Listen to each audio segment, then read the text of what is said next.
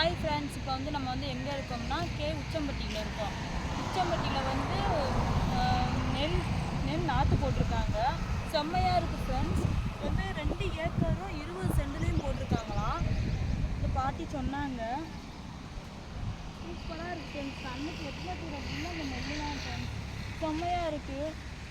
அப்புறம் இந்த வீடியோ உங்களுக்கு பிடிச்சிருந்தா சப்ஸ்கிரைப் பண்ணுங்கள், ஷேர் பண்ணுங்கள், லைக் பண்ணுங்கள், கமெண்ட் பண்ணுங்கள்.